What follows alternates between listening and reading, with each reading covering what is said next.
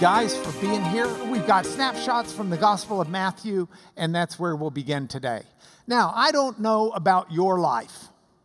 I've spent the last week in trial in Cleveland. And I want to tell you something I've learned. Some things are just odd. I am stunned by how odd some things are. There are odd people. There are odd events. There are all sorts of oddities. I mean, I don't understand how it is that I can pack my clothes and go to Cleveland and unpack my clothes into a hotel room, and somehow, just in that process, one of two socks disappears. I understand that washers and dryers eat socks, but this was luggage, and I don't get how they're gone. But some things are just odd. And so with that as a frame of reference, I want to tell you that there are some passages that I came across in Matthew that also struck me as odd. And some of them, reading them in English, some of them reading it in Greek. But either way, these are passages that just struck me as odd, and I thought before we left Matthew that we would look at some of them. So here are your three passages we're going to look at this morning. Our first passage deals with friends. And I'm just going to be curious to see if any of these passages strike you as odd. Our second passage is going to deal with vegetables. Our son has been in town for a day. He came in to surprise us. We had his daughter and our granddaughter. I'm not his daughter. We had his daughter and his son, and we had his wife in for the week while he was finishing finals. And in fact, Bill wouldn't want me to say this out loud, so I won't. But Bill Gudicki, if you know him, took mercy on our two little grandkids and got them swimming lessons. It's so gracious of him. If you don't know how to swim, go to Swim Fins, by the way. He can teach a kid, he can teach anybody. But our son's a vegetarian. So I'm into veggies right now until he leaves. Till I leave. I go back to Cleveland shortly. And then the third thing I want to talk about is moving. Okay? So those are the three. If we get through them quick enough, we have a bonus round. But if not, we'll deal with those three. So let's start out with friends. Here it is on friends. This is an odd passage to me. Matthew 11:16 through 17. Here's what it says. But to what, this is Jesus talking. To what shall I compare this generation? That's just colloquial. You guys, y'all. To what shall I compare y'all? It's like children sitting in the marketplaces and calling to their playmates, saying, we played the flute for you and you wouldn't dance. We sang a funeral song and you wouldn't mourn. Okay, that's the start. It keeps going. And then Jesus says, for John, he's talking about John the Baptist, came neither eating nor drinking, and they said, he's got a demon. The Son of Man, referencing himself, Jesus, came eating and drinking, and they say, look at him, a glutton and a drunkard, a friend of tax collectors and sinners. Yet wisdom is justified by her deeds. Now, this is an unusual passage. It's got unusual ideas. First of all, to what shall I compare this generation? It's like children sitting in the marketplace. Now, understand, in the time of Jesus, children were kind of disregarded. It's not that they were bad. It's just that they didn't merit attention. That was not their place. It's like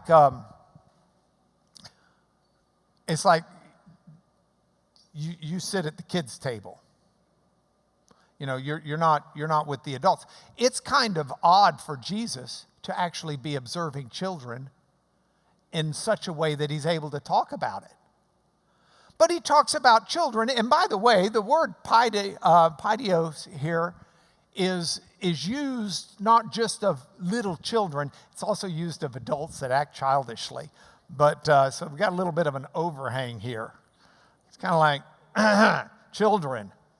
And so like children. And what are the children doing? They're sitting in the marketplace and they're saying, well, we played the flute for you and you didn't dance. So you can just envision a couple of kids that are sitting there playing and, oh, let's play the flute. Dance. I don't want to dance. And they're like, well, okay, let's do a funeral. Let's do a funeral. Here's the funeral procession, and we're going to sing the funeral song. Dun, dun, dun, dun, dun, dun, dun, dun, dun, dun. Now y'all cry. Well, no, we're not going to cry. And the kids don't get along. And the kids who want the other kids to play along are whining. They are unsatisfied and whining.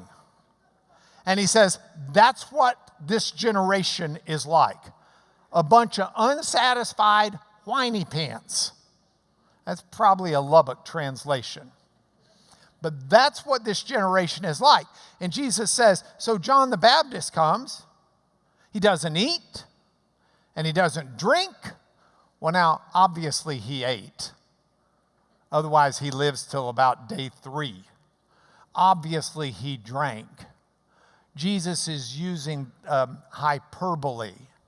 I understand hyperbole because of my sweet wife. Becky, my sweet wife, is a master of hyperbole.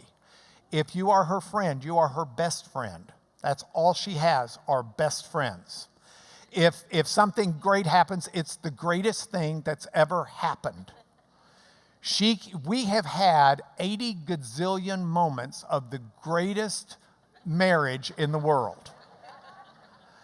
My wife speaks in hyperbole. It's a wonderful technique for expressing something. So don't look at this and saying, well, Jesus is wrong. He obviously ate and drank. Jesus is speaking in hyperbole. John comes, he doesn't eat and he doesn't drink. He's an aesthetic. He's got other values in his life beyond eating and drinking. And the people's reaction is, guy's got a demon. What's his problem? Jesus says, and then the Son of Man comes and he's eating and drinking. And what do they say? Glutton, drunkard. By the way, Son of Man comes eating and drinking. Pino is the word for drinking. But here, phagos is just the word for eating. We got medical people out here, biologist types. Macrophage comes from phago, the word for eat. And those are in the body, the macrophages are the big eaters. Macrophages, big eaters. They're the cells that go in and gobble up bad stuff. Okay, a sarcophagus. Oh, here's free. Look, you don't get this just anywhere. Sarcophagus. A sarcophagus is a combination of 2 Greek words, sarx, which is your flesh, your body, and phago, to eat. Because in a sarcophagus, back then the Greeks didn't know what was happening, but you put a body in there and something inside that sarcophagus eats that body up, because you take the lid off a couple years later and that body's gone. So that's a body eater box, a sarcophagus. So you've got, he comes eating, and oinopotes, drinking wine. but he means obviously here eating to excess, drinking wine to excess. Now, some of you are going to find that part odd, that Jesus would have come drinking wine, but that's not what I find odd. What I find odd is a little bit down below. It's where he says, a friend of tax collectors and sinners. Now, I find this odd. And I got to back up for a moment because David Capes is over here. Are you still working on your Matthew book? If you don't have this in there, would you please consider putting this in there? If Matthew wrote Matthew, which I believe, I don't know where you land on that issue, but it's really cool what he does here. Instead of the Greek saying a friend of tax collectors and sinners, Matthew, the tax collector, says, tax collector, friend, and sinners. He bumps tax collector up to the front of that clause to put emphasis. He's even a friend of me. Tax collectors. This word friend, philos in the Greek, is a great word. We have Philadelphia as the city of friendship. Philanthropy as someone who's a friend of giving. You've got, we use the word a lot. Philosophy is a friend of wisdom. Philo. But I want to give you a quote that's attributed to Aristotle. About 200 AD, there was a Greek fellow named Diogenes Laertius. And Diogenes Laertius wrote the lives, opinions, and remarkable sayings of the most famous ancient philosophers. Now, he's writing in 200 AD. So he had records a lot better than we do of the ancient philosophers. And Aristotle was asked, what is a philos? Now, remember, Aristotle is a student of Plato. Actually, he's a student of Socrates, who's a student of Plato. So you got you got Socrates, Plato, and Aristotle. There we go. Socrates, Plato, Aristotle. Aristotle was the tutor, one of the tutors of Alexander the Great. Okay? So Aristotle was asked, what's a philos? What is a friend? And here was his answer. Aristotle said, a single soul dwelling in two bodies. I like that. A single soul dwelling in two bodies. So Jesus gets accused of being a friend of tax collectors and sinners. Now, tax collectors, remember, they were hated by the Jewish populace. I mean, number one, they were viewed to be in league with the Romans because they were collecting taxes for the occupying Romans. They'd be about as popular right now as someone in eastern Ukraine going around to the villages that Russia has conquered and bombed out and collecting taxes to send back to Putin. They were not viewed favorably. What's more, because they have this interaction with the Romans, they're unclean. They're mingling with the pagan Gentiles. And what's more, most of the tax collectors are padding their hip pockets by collecting a little extra. And so, Jesus is a friend to tax collectors and a friend of sinners. Hamartolon, sinners, are people who are not on target. They're really just Jews who don't have much practice to their religion. You think of them as a non-religious Jew. Someone who's not really following the law and really doesn't care. They're the bane of the Jewish existence among the Jewish holy Joes. If we get back into the mentality of the Jews at the time, remember, God calls Israel out of Egypt. That was the whole Ten Commandments movie with Moses, right? He starts to move them into the promised land, but they rebel. They're like, we can't do it. Those people will whip us. So they wander around for 40 years, and the faithless die off, so the faithful are ready to go in. And Joshua, I met a Joshua this morning, Joshua leads them into the promised land. And Moses tells them, you be faithful, you be good, you follow what God's told you to do, and you're going to be the beacon that shines out in between the Mesopotamian empires and the Egyptian empires. You'll be that bridge, and you'll be enriched, and you'll be wonderful. But you don't do what I tell you to do, they're going to conquer you. And you're going to be a dish rag washing the dishes for the powers that be. And Israel became that dish rag. The nation severed into two, the northern tribes, Israel, they get conquered and they're gone, oblivion. We don't know where those 10 tribes are. They're still called lost today. The southern part is Judah. They stay intact. That's where we get the word Jew from. Those that are in the southern kingdom of Judah, but even they get conquered by Babylon and carted off. And the reason why? Because they're not following the laws of God. They come back under Ezra and Nehemiah, a good bit of them, a bunch of them stay gone.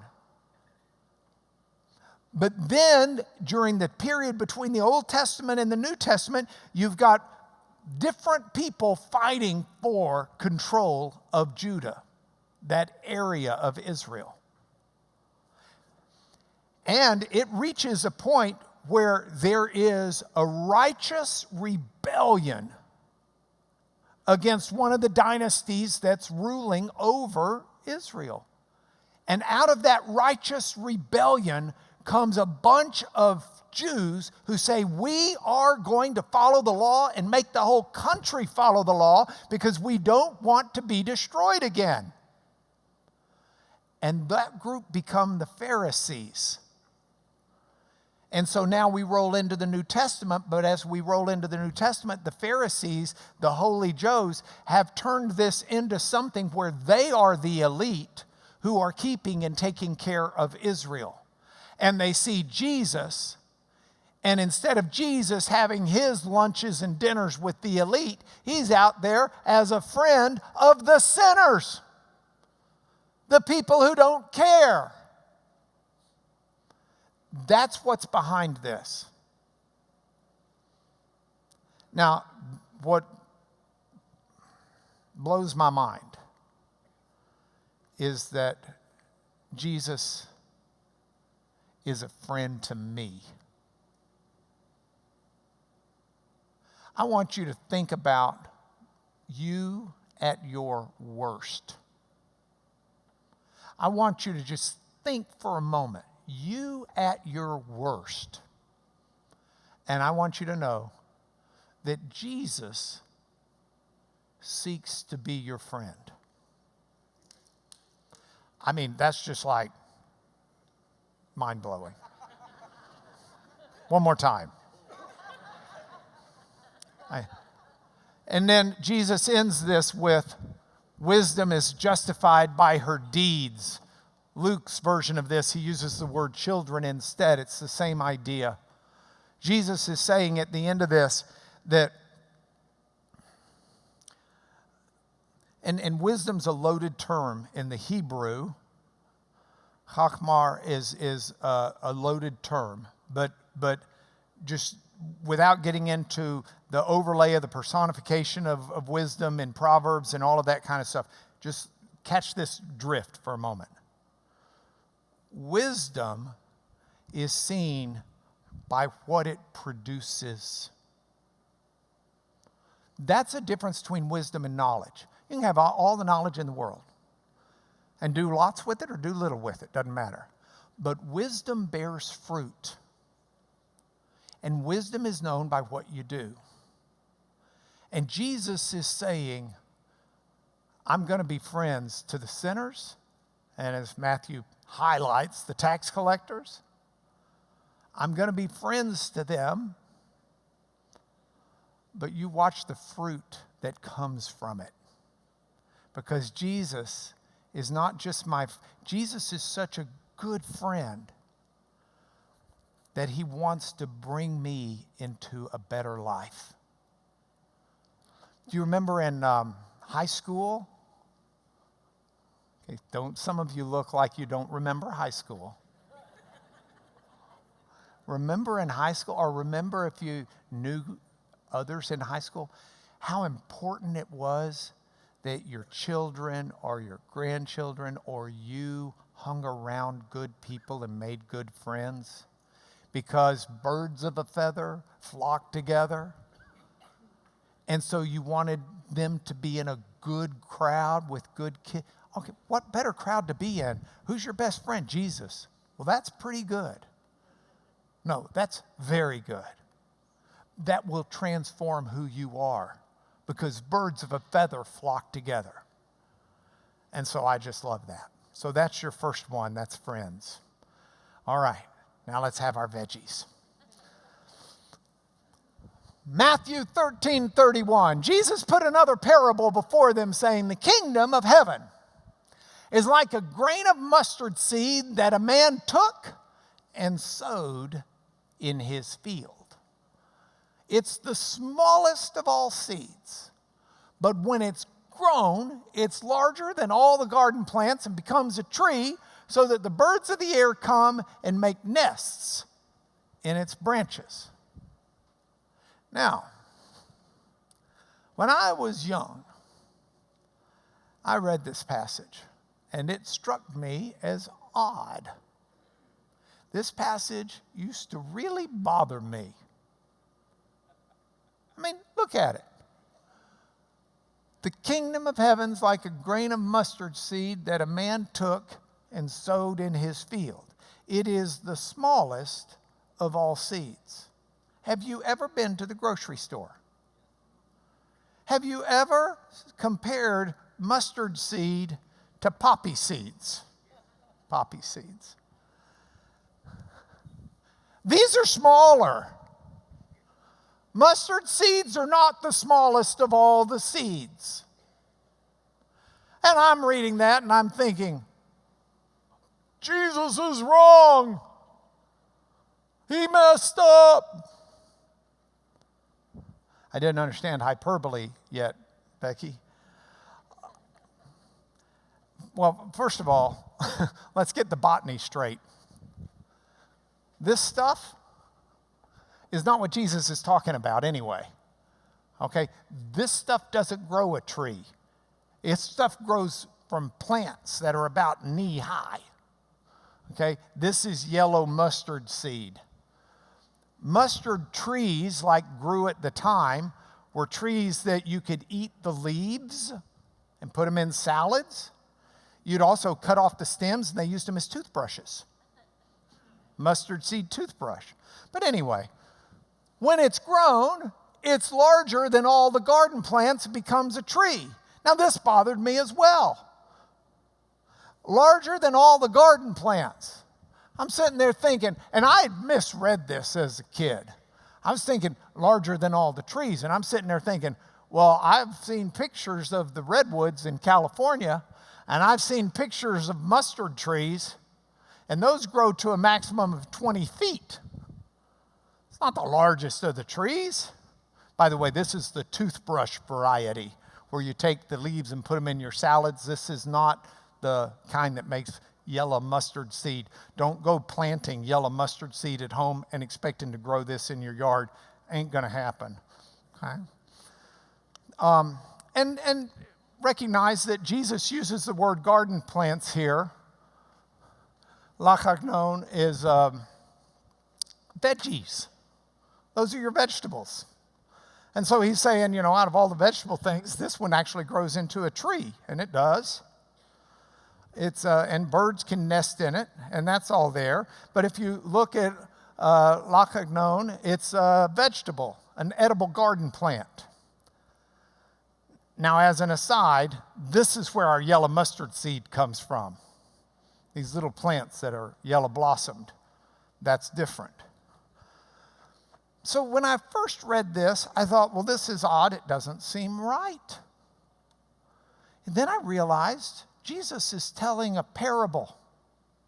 He's not writing a botany textbook.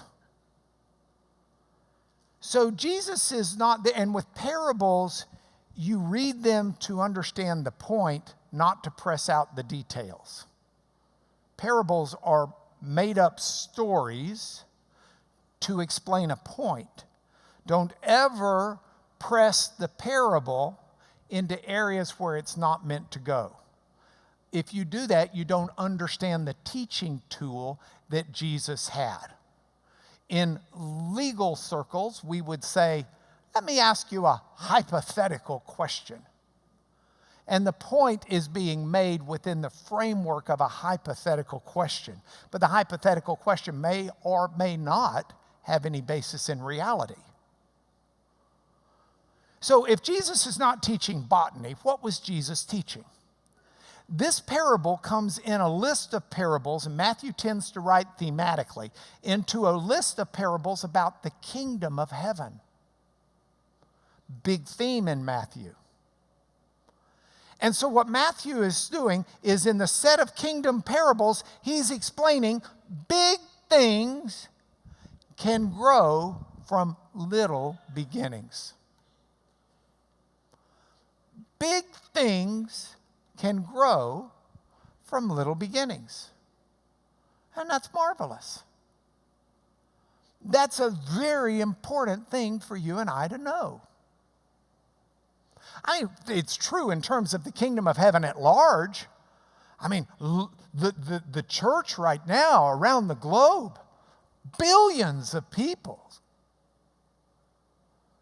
And it started on Pentecost with 12 followers of Jesus who became 3,000 plus, who launched into the empire, who went beyond the confines of Jerusalem into Judea and beyond, who left the confines of Judaism and entered into the Gentile world, who by the 300s, the early 300s, becomes the official religion of the Roman Empire.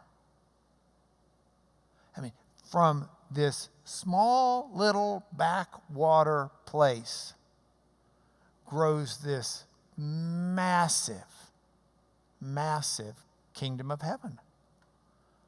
And it's really cool. If you read the books Luke and Acts, so Luke is a gospel, and Acts is the early history of the church of sorts, and both written by the same fella. And it's really interesting to read them together because what they do is they start out with a whole host of people. There's a boatload of people. You've got thousands of angels worshiping the birth of Jesus. And as Jesus starts teaching, there are just massive people following Jesus, massive crowds. And then as Luke continues to teach and Jesus continues to minister, those crowds start getting smaller. And then Jesus does things like he teaches, you're going to get persecuted and things are going to be really bad, and the crowds get smaller. And then Jesus starts saying, if you want to have anything to do with me, you have to eat my body and drink my blood. And the crowds get smaller. And Luke gets the crowds to the point where, at the end of this section, Jesus is alone on the cross with a couple down below him. Then there's a resurrection. And with the resurrection, you've still got that couple down that are seeing him and finding out, but then the apostles start learning about it. And then all of a sudden, 3,000 come to faith. And then you've got the Gentiles coming to faith. And then you've got the missionary journey and the next missionary journey and the next missionary journey to the ends of the earth. And Paul goes to Rome. Whoops. I was doing such a great job too. There. You got, I won't repeat it, but all of that stuff was happening here. And this is the way Luke writes these two. And he does it because of the emphasis on the middle. But it's this whole picture of everything's great and big till Jesus is alone on the cross. But then it takes over. From the smallest seed comes the massive plant.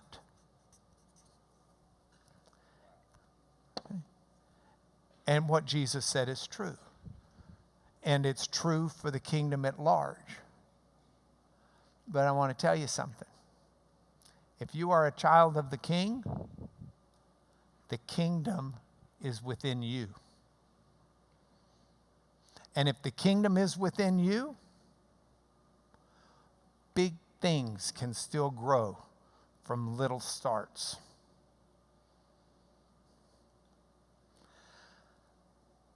I have been blessed by God to be in His kingdom for many, many decades. And it allows me to look back. And I can tell you, He has changed the way I think. He has grown me in my thinking. He has changed me in my wants and desires. I don't want and desire the same things I did when I was new to the kingdom.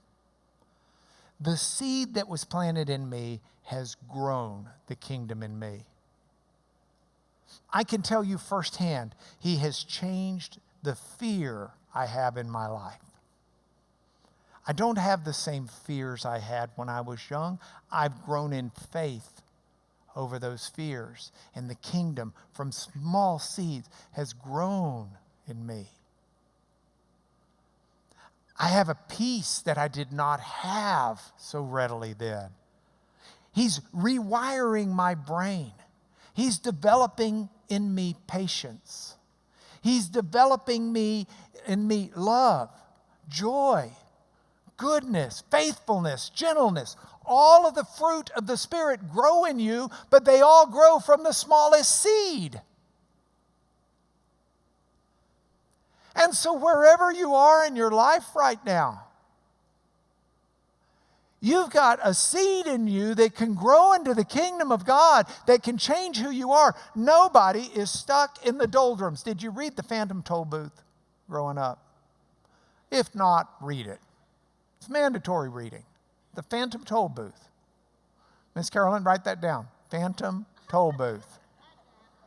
I believe Milo is the featured fella in that story. And Milo is on a journey.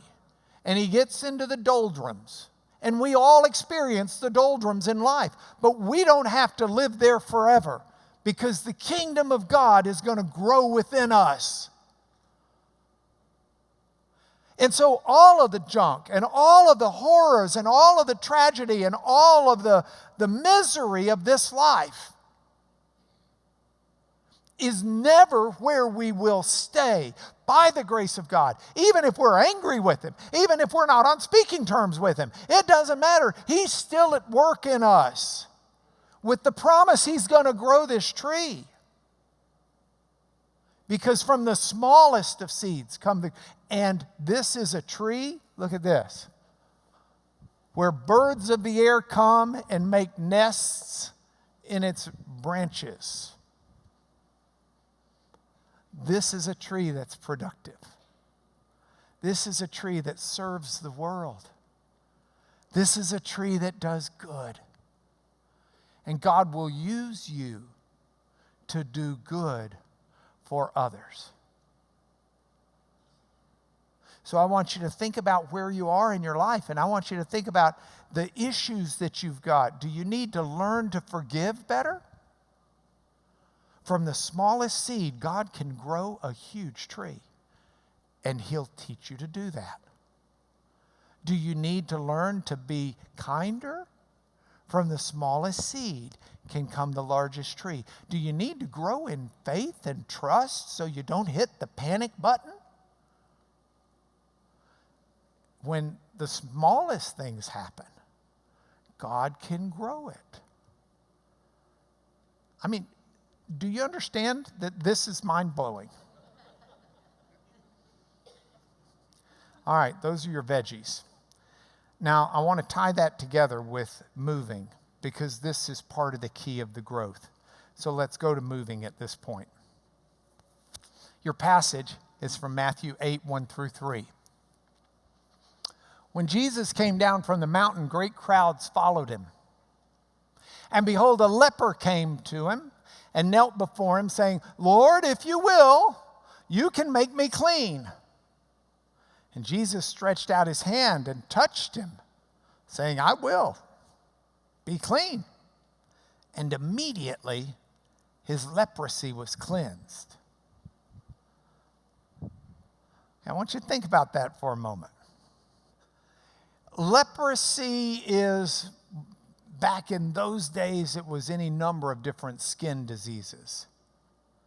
But those skin diseases were ones that you never knew how serious it might be, and it caused you to be sent out from Jewish society. You were quarantined until your skin disease cleared up. And when it cleared up, you were instructed to go to the priest and to present yourself so that the priest could make sure that you were able to come out of quarantine.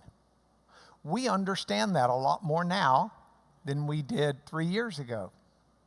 But that's what lepers were. This leper comes to Jesus, kneels before him, says, if you will, you can make me clean. He's not clean yet. He's got no right to be in the presence of Jesus. Lepers are supposed to, if they see someone on the street, shout out, unclean, unclean, so you don't get near them. Social distancing. And so they're supposed to be shouting out, unclean, unclean. This one doesn't shout out, unclean, unclean. He comes up to Jesus, kneels before him, says, if you will, you'll make me clean. And what does Jesus do? 6 feet away, please.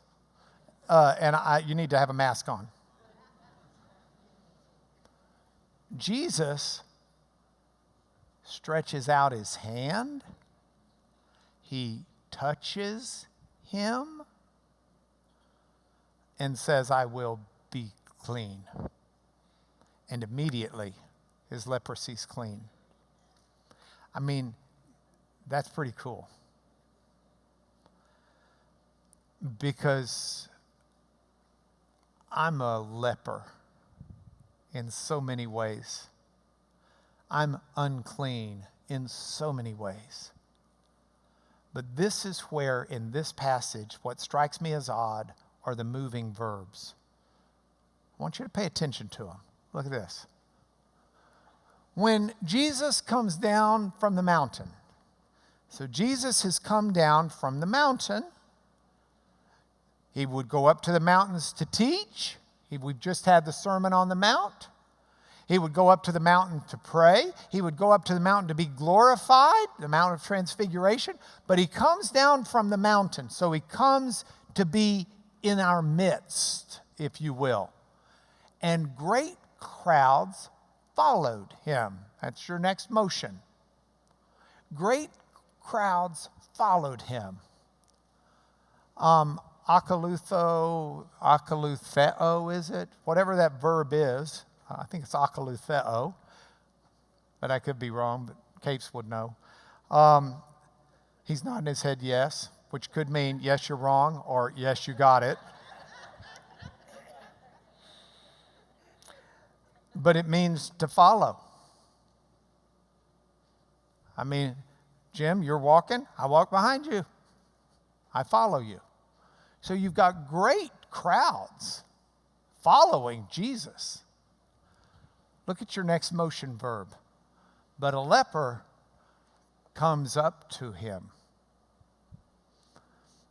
There's a difference in this vignette between following Jesus and coming up to Jesus.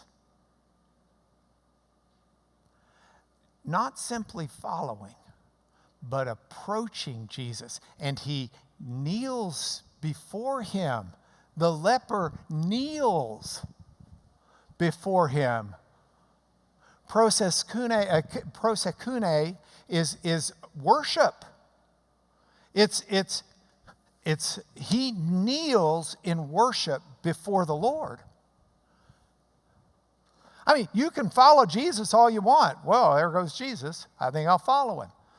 But the distinction that's drawn here is between someone who's not simply following Jesus, but someone who is coming up and approaching Jesus in worship and asking Jesus for help. Look, you can follow people on social media and you'll see everything they're doing and where they're going.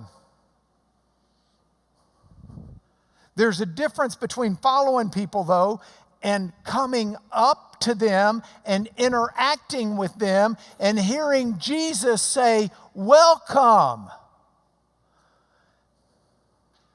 When you come before Jesus in your leprosy, when you come before Jesus in your uncleanliness, don't simply follow him, come to him with it.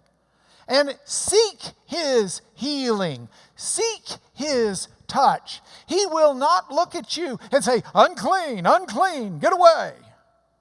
Social distance. Get your mask on. Show me your vaccination card. Jesus,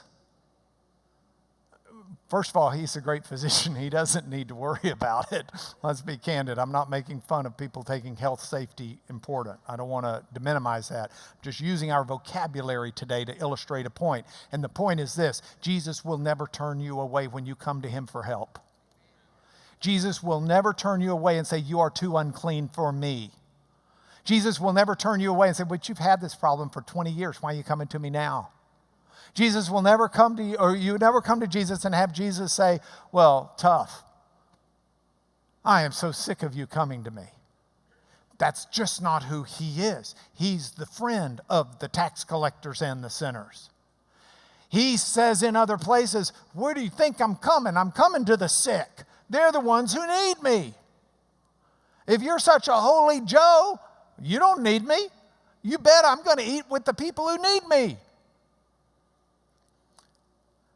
I mean, that Jesus wants me to come to him with all that is diseased, icky, sinful is, again, just mind-blowing to me.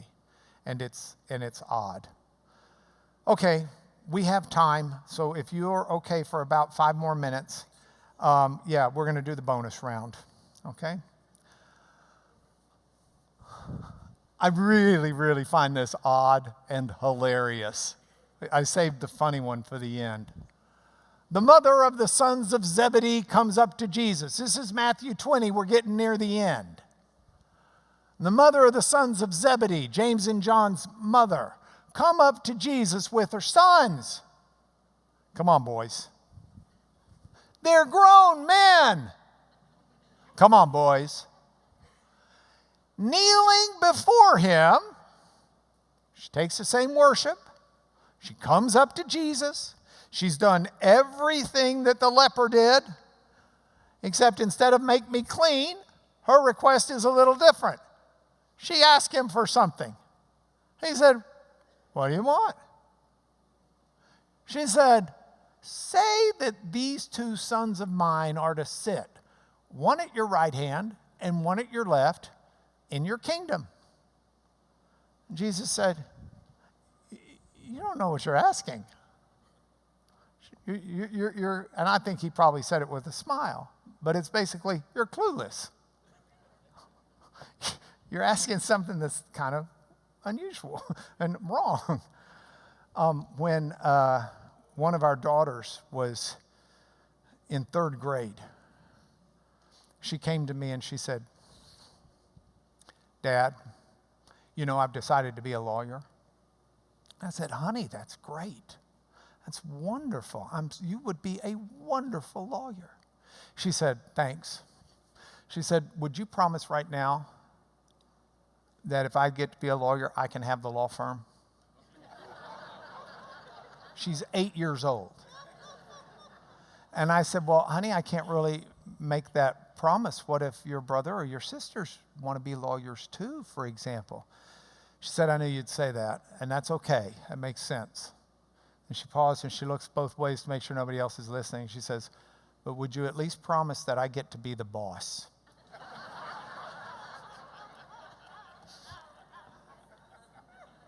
I was thinking about Jesus. You just don't know what you're asking, sweetheart. I love you to death, but you don't know what you're asking. By the way, the story is really cool because in the story, Jesus says, look, he says, this shows what the goofy sons were doing. I can call James and John goofy. They wouldn't mind. They were at this point. But from the smallest seed comes a really big tree. So God wasn't done with them. So look what it says. It says, Jesus says, you don't know what you're asking. And then Jesus turns and looks at the boys. And he says to the boys, are you able, or the young men, the sons, are you able to drink the cup that I'm to drink? And James and John said, we are able. And Jesus said, well, you'll drink my cup, but to sit at my right hand and at my left is not mine to grant. It's for those for whom it's been prepared by my Father. And of course, when the 10 heard it, they were indignant at the two brothers. How dare you? And you played the mom card. You got your mom to do your dirty business for. Oh, Jesus can't say no to a mom. And I read this and I think about my life. I think, how many times have I asked God for something? And sometimes I ask God for something and he says yes, and it's just delightful. Sometimes I ask God for something and he says no. And I'm like, drats. Sometimes I ask God for something and he says, not yet. And I have to be patient. But I wonder if there aren't some times where I ask God for something and he kind of chuckles and says, you really have no clue what you're asking. You just don't understand what's going on here right now. And you're going to walk the walk and you're going to have life and it's going to take care of itself. But buddy, you just don't know what you're talking about. I suspect that happens more times than not. And I read this passage and it's just another one that just makes me stunned. It's kind of like, okay, all right, I got it. So with that, let me give you some points for home and we'll be through. I am blown away that Jesus is my friend. I am blown away that he wants to be friends with me. I was talking to Louis Miori one time. Louis was like, he's one of my best friends. And Louis was really popular in high school. And I said to him, we were going to eat Mexican food one time. I said, remember that age where, that teenage angst of not being as popular as you'd like to be and not getting to hang out with the cool kids the way you'd like to? Remember that time? And he looked at me like I was a weirdo and said, no, I never really experienced that. So there may be some Louis Mioris out there who just frankly don't know what I'm talking about. But for the rest of us, it's really neat to think we get to be friends with the coolest person that's ever lived in this earth. It is really cool that the most righteous, the most holy, the most powerful, the most compassionate, the most loving, the most wonderful person there's ever been, who's not only fully human, but fully God, wants to be our friend. Wants to be such a great friend that he would die for us. That's that's not anything to be taken lightly. And if you don't have that friendship with him, then it's there for the asking. It's there. Jesus, be my friend. And he will. And then spend time with him. Get to know him. Read in his word. Journal your prayers to him. It will transform you because it will take the seed of the kingdom of heaven that can be so small at the beginning, but it will grow it into this massive tree that will bear fruit for the world, where the birds can come and build their nests and great things can happen. Not because we're great, but because God is growing his kingdom in us, and we get to play that role. And the way we get there is very simple. We just approach Jesus. We kneel before him as our Lord. We ask him to be our Lord. We ask him to heal us. We ask him to save us. We ask him to take care of us. We seek his friendship. We seek his companionship. We seek his love. We seek his forgiveness. We seek his teaching. We seek his wisdom. We seek his compassion. We seek his heart. We seek his thoughts. We seek all of this. And he grows this in us to the glory of God. Snapshots from the life of Jesus. Can I bless you in the name of Jesus? And then it's church time. Father, in the name of Jesus, I ask your blessings on all who hear this message, that you will be their friend, that they will call to you in friendship, call to you to be their Lord, that they will seek your healing touch, that they will let your kingdom grow in their lives, that you will transform their hearts, transform their minds, transform their priorities, transform their self-control, transform their ability to forgive, transform everything in them to bring them into a fullness of your tree, the kingdom of heaven on earth as it is in heaven. This is our prayer through Jesus, our friend and Lord. Amen. See you guys next week.